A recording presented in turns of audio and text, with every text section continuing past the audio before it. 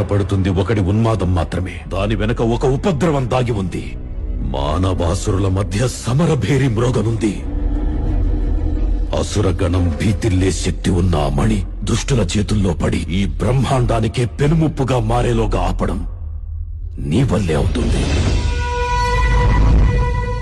నేనొక్కడిని ఎలా ఆపగలను? ఒక్కడివేనా? అరికాలు విదిలించి మహాసముద్రాన్ని లంఘించినవాడు,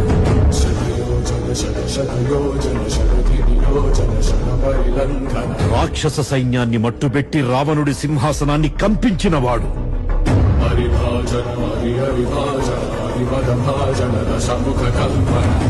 చిన్న నిప్పురవ్వతో లంకా నగరాన్ని అగ్నిలో అలికినవాడు,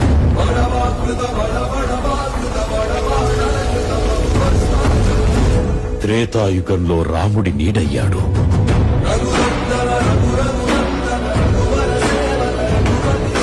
ద్వాపర యుగంలో కృష్ణార్జునుల రథకేతనమై గర్జించాడు,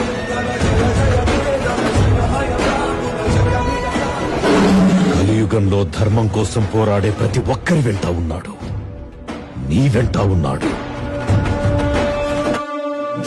ధర్మ నిర్వహణ కోరిన ధర్మకూడ దుర్జయ సమమౌనని చాటిన నాటి పురాణ చరగులుగా